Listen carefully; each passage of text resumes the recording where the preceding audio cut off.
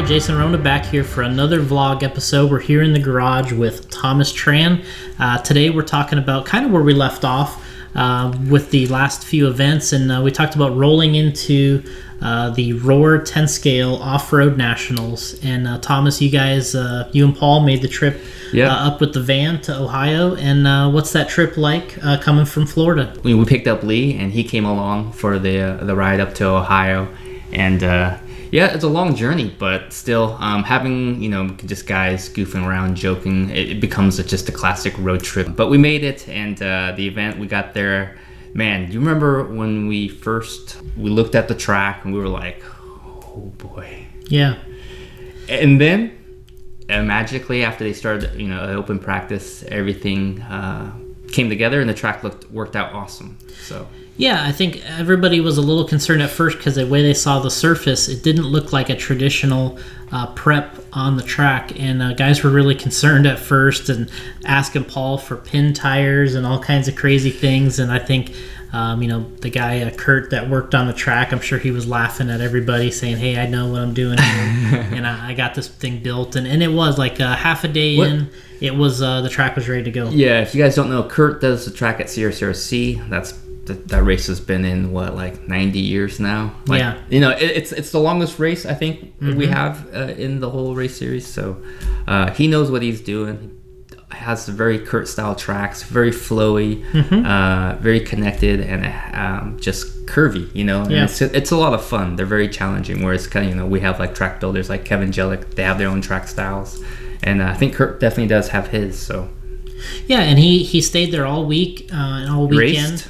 He raced and he worked on the track and made sure that it was in the great condition that it was. And, I was really impressed with the dirt and the whole facility. They cleaned it up and kind of got ready for the Nats. Tons of concern at first, but in the end it went over smoothly. There wasn't really one hiccup I can really think of, so it was nice. Great racing. And obviously our guys did very well out there. Yeah, I think this is probably our most successful Roar Nationals we've ever had in 10 scale, and kind of backing up our results from last year, which were at Hobby Action. Spencer was able to win 2-wheel there, Cavallari won 4-wheel and short course, but this year Spencer won 2-wheel and short course.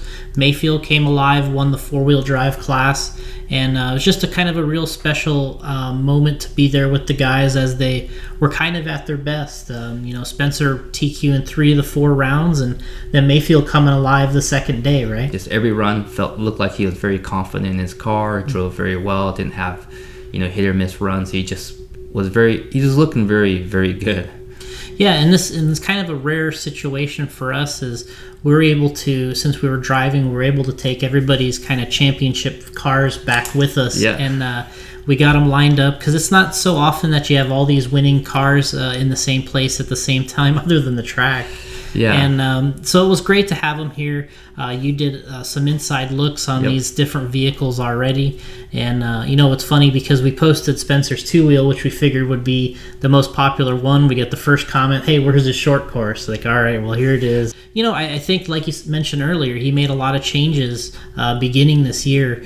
And, we give him a hard time. We say, hey, you got off to a rough start. Maybe it's all these changes weren't good. But he's proven everybody wrong at this point. He made a change to the Futaba radio. Yeah. He made a change to Hobby Wing, ProTech, Savox. Made a big change in his program. But now it's all coming together for him. Yeah, and it's coming together at a really, really good time. We're just right around Worlds. His confidence is high. He's stacking the national titles like he's supposed to and he wants to, and he's accomplishing that. And I think the confidence that you have when you're on the track and you're ready, your stuff is good, you're winning races, everything's flowing right now. And we'll see what happens at Worlds. I'm really interested to see, which is coming up in a couple weeks here. So, on my side here, we got Mayfield's 4-wheel buggy, which, he's been so strong in this class, and it wasn't looking too good the first day for him. For his standards, he's still right in there, but top 5, he's still he was top 5 guy the first day, but then he turned it around, and all of a sudden he TQs around, and now he's really rolling. Yeah, it took him a while to kind of get it going. I think he was comfortable with I'm not sure what it is lately, but he kind of starts off a little slow and gets rolling. And when he's rolling full speed, you can really see in the way he drives the car, the confidence that he has. Wherever he is on the track or who he's next to, he's just motoring through. So he got it going slow in two-wheel. Was a little bit faster, looked a little sharper in four-wheel, and then obviously by the main time he's got the cars where he wanted them, and they looked phenomenal. His four-wheel looked phenomenal. That A3 in four-wheel modified was just spectacular. Yeah, it's and it didn't get off to the best start in the mains. Ty Tessman went through and won all the first day mains in two-wheel, four-wheel, and mod truck, and we're like, man, we stacked the top of the grid with these guys, and then he comes through and steals the A1s, and really just one mistake by Spencer, who he looked like he was doing his thing. He was about ready to check out an A1, and then gets that pipe, just turns him right into it, and pretty soon he was in a battle.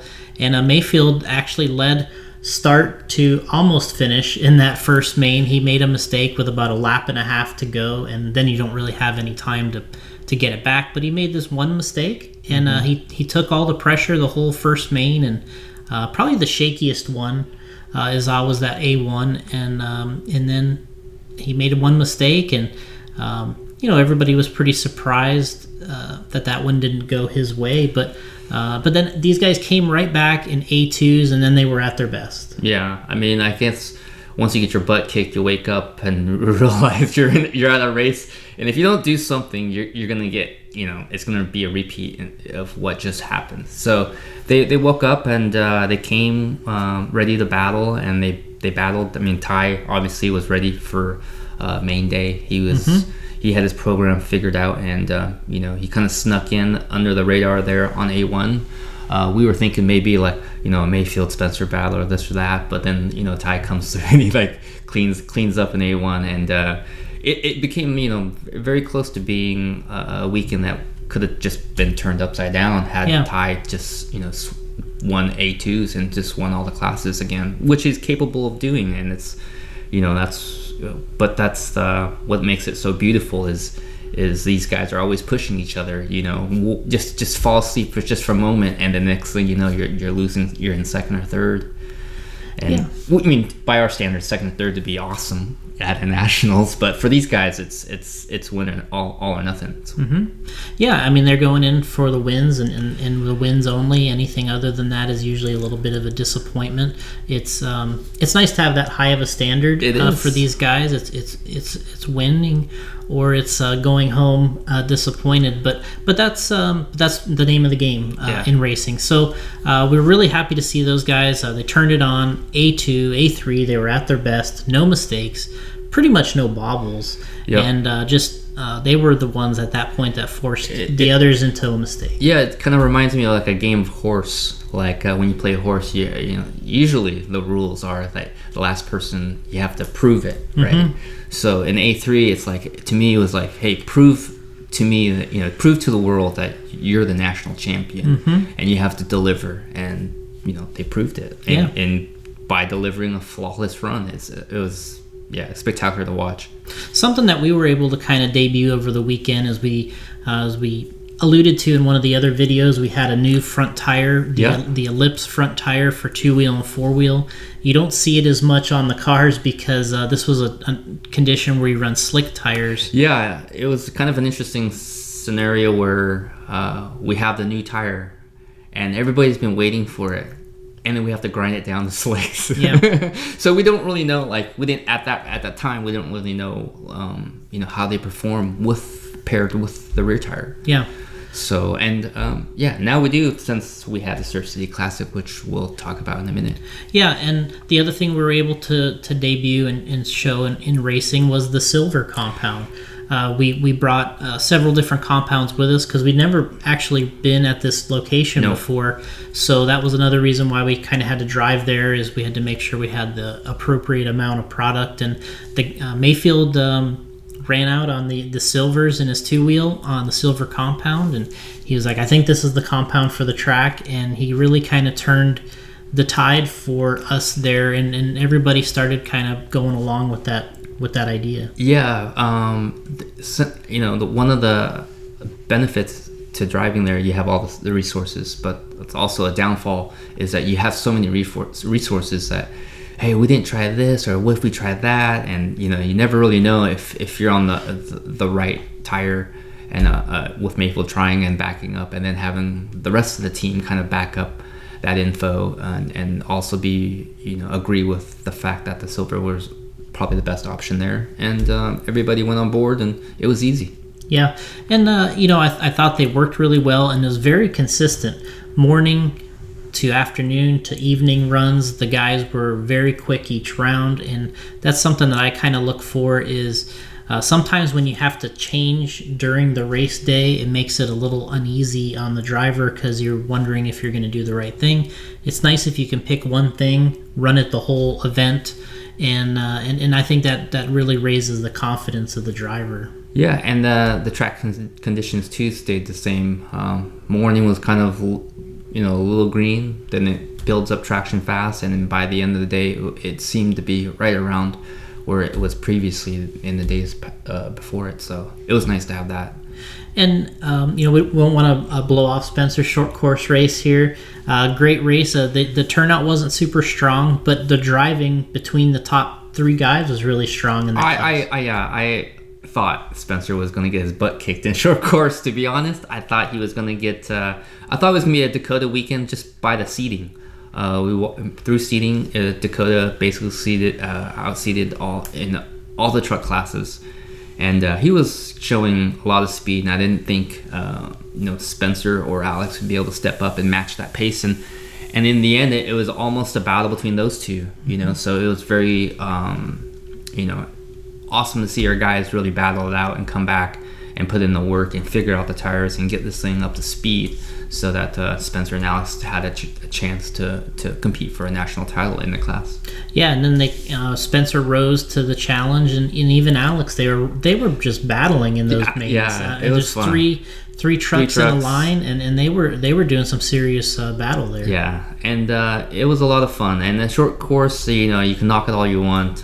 They look great on the track. Yeah, I mean, one thing that's always exciting for me is, this was a body that the high flow we worked on, and Paul worked so much on back in 2011. We debuted it, and now we've won 14 Roar Nationals with this body, and one of the ones that was part of the victory over the weekend was Drayton Staub, who won 17.5. Yeah, shout out to Drayton. He had a remarkable weekend. In the years past, you always think, oh, Drayton can sweep, the stock classes, no problem. Talented driver, obviously, ahead of the class. And, hopefully next year we'll see him in mod. Yeah. I mean, he's got experience there. We definitely like to see him battle it out with the guys again in mod. He definitely has the speed. He drives, to me when I'm watching, it looks like, Brock Champlin with, how aggressive and precise and tight they are and how hard they push the car. And he definitely has the speed. I'm sure clean run, he would be in the fighting in the top 5 for sure. So kind of another event we wanted to touch on was we had one of our super indoor tour races at Beachline, and I believe it was also the last event that's going to be there on the AstroTurf. Yeah, crazy thing, you guys finished the race, the results were posted, and next thing you know, they're posting pictures of them tearing down the whole entire track and bulldozing the dirt and taking it all out. And I'm like, wait, what? It's over? Yeah. So yeah, new era at Beachline. Yeah, that's very close. I know I talked to Robbie while we were there, and he would allowed himself about 2 weeks, he said, to make this transition, and as a big project, take the dirt out. 2 weeks probably turns into a month. yeah, I think that they're actually very close to being up and running again on the carpet. And they had to lay the flooring down, the subfloor, and put the carpet back down. And I'd say that within a week or so here, he's going to be ready to rock. So, at that particular event, our super indoor tour, we had some great performances. The guys were out there, Lee, Julian, Paul, AJ was doing very well. We had a lot of good racing out there. So we got... we had Paul head out right after the Nationals. Yeah, busy dude. He went out to the Surf City Classic. just finished up. We're kind of fighting a little bit of a hurricane right now in Florida, so we had a guy, Fred went to Texas with the van, Paul went to California. We had to kind of figure out when these guys could leave and get back so they could still, kind of button up the household and their families. But Paul came back on Sunday, and so did Fred. But Paul was there for the Surf City, and we kind of saw Brock Champlin really stand out in qualifying. Like we say, he's got the speed, he's got the driving style, he's got the dedication. He's got the total package, and now it's just a matter of time when he puts together these runs and starts to really, he can put them together in qualifying.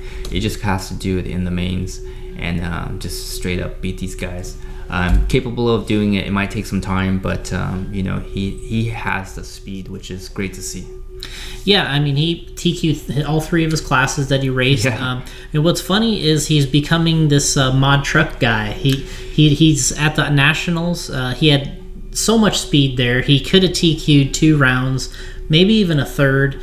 Didn't go his way. He ended up getting second overall, but now we go to Surf City. He TQs that, and he actually wins the mod truck main, which it's turning into his class. Dude, the thing is, I saw him at the Manufacturers Cup. He also was very fast in Truggy. Yeah. And he's like, yeah, T-Tran, this is the first time I've ever raced my Truggy. And I'm like... Yeah. So, there's something about him in a truck. I mean, and then you get into buggy classes, which, that's what everybody takes seriously. 2-wheel buggy, 4-wheel buggy, and then he TQs those two also. Yeah, he can do it all. Obviously, he has that speed. There's just 100% sheer talent and speed with him. Like, when he's driving, you could tell his eyes are just so focused. So, and then what's a little different about Surf City is they have a single main event, and they run it a little longer. They run a 10-minute single main, and all classes 10 minutes. That makes it tough because you're running hardcore. At the end of the weekend, you're running very low tread tires. The traction's up, and you have to make a little decision. Do you want to go full, very little tread, or you want to go a little bit of tread on your tires? Yeah. And basically either start off really fast, hang on at the end, or start off a little slower and then be fast in the middle or towards the end, because just based on the amount of tread you have.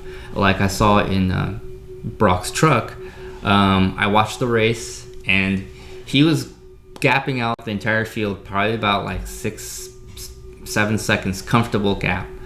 And then it turned, at the end of the race, it was a half a second. And I don't think it was coming down to a bunch of mistakes towards the end. There might have been a mistake by Brock, but it was mostly just because the truck got slower and harder to drive. And I think Brock kind of set his truck up to be fast at the beginning and then just hang on and see. Hopefully he can work that strategy that maybe the guy in second or third get messed up in traffic or bobble around like that and doesn't really have to defend too much. But Dustin was coming really hard at the end of that and had to defend from Dustin, overtaking him in the last couple minutes there. So it was a close race. And then, going into the buggy classes, you and I watched a little bit of the 2-wheel race earlier, and a little surprising because, Brock really was driving pretty well at the beginning. Spencer was right there, but then Mayfield kind of just slid right in on a bobble and then just uncharacteristically kind of messed up a little jump, and that kind of really ruined his race in a way. Yeah, one first thing that you learn as a driver trying to get better at RCs is never to make a mistake on the first lap. It wasn't the first lap, but since it's a 10-minute race, it's so early and there's 12 cars.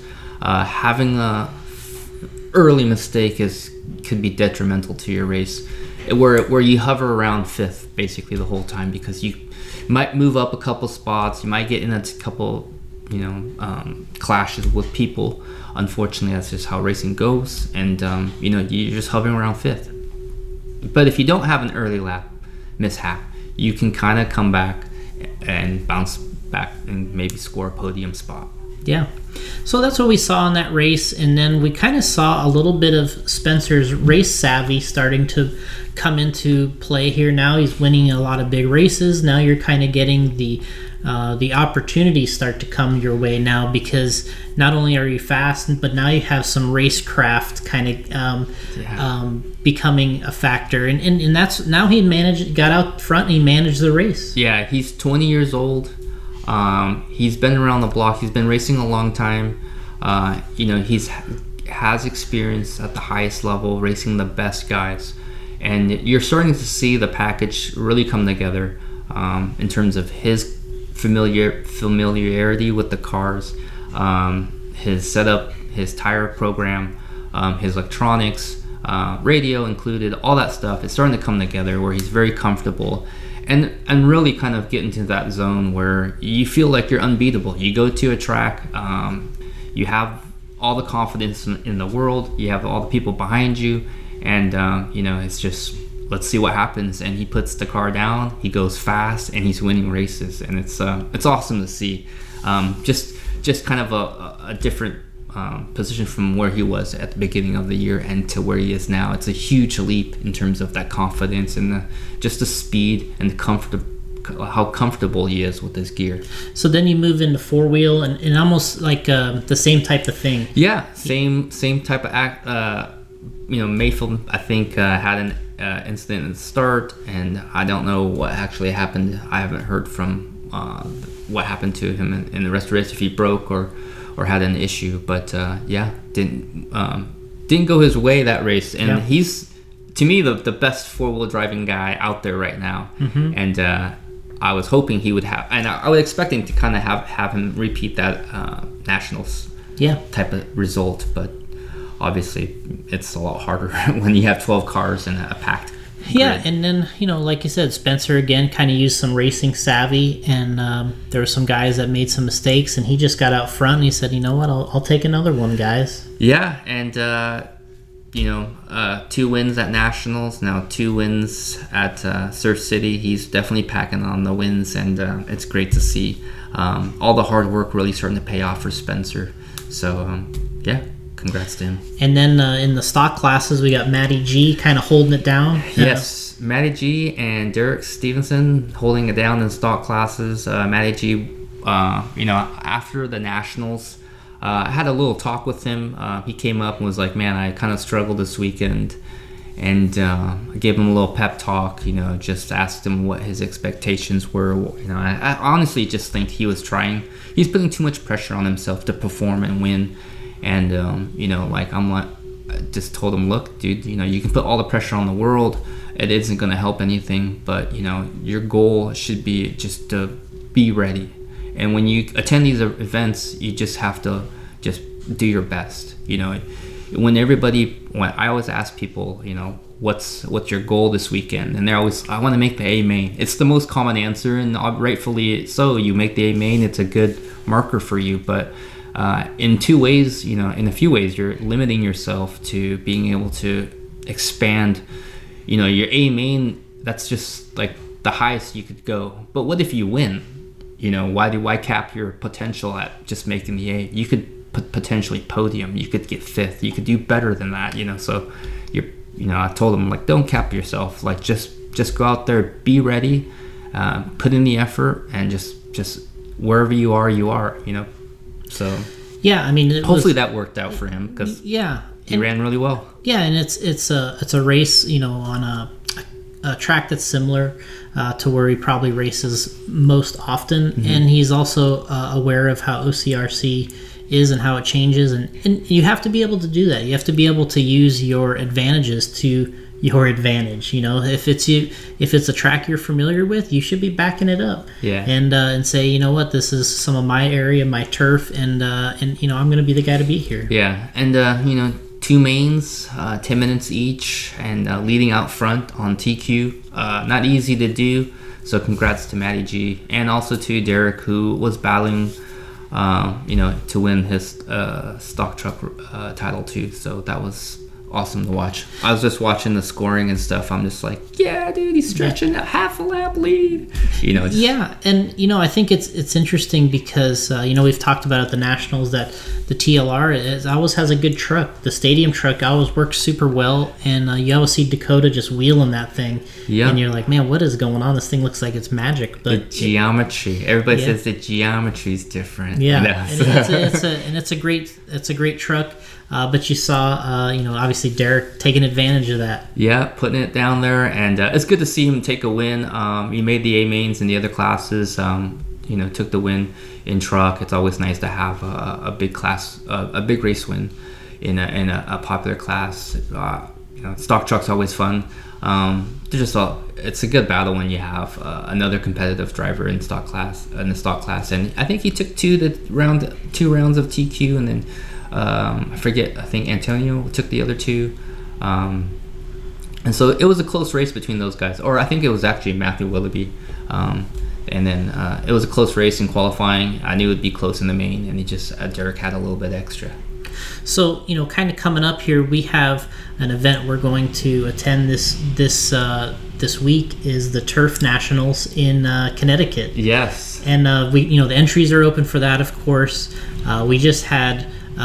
We have a couple other events that are coming up behind this, but before we go into that, let's talk about what's coming up on our schedule here and the events that should be coming up on RC signups for the signups. Yeah, so the first event this weekend's going to Enfield, Connecticut for the Turf Nats. After that, we have it looks like the Super Indoor Tour. Mm-hmm. Number 3. Yeah, we have one that's going to be at Setzer's Raceway indoor track. So I know the guys are excited. It's been some of our best turnouts have been at Setzer's. So that's actually really nice for us. Yeah, and when everything's right, the track's actually a fun track to race on, and the atmosphere is always good. And so after that, we have the IFMAR Worlds, which me and Jason will be attending. That'll be a fun adventure. Mm-hmm. I'll try to document some of our travels and stuff as it happens, and obviously the race results, and hopefully everything goes good there.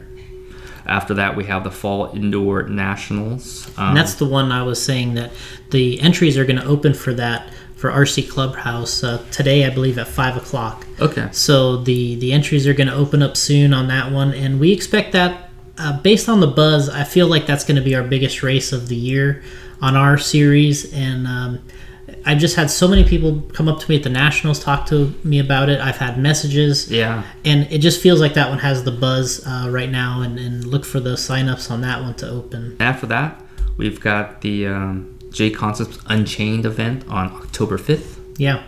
So that's Fred will be heading up there. That's the Samson Monster Truck Team, PEI's open house. They have an open house event where they have ride trucks and apparel on sale and a bunch of vehicles on display, and then we're going to run an RC monster truck race there, and signups open today on that event.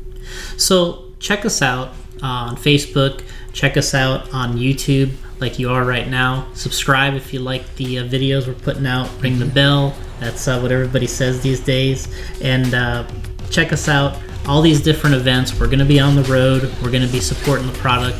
Thanks everybody for watching, and stay tuned for the next one.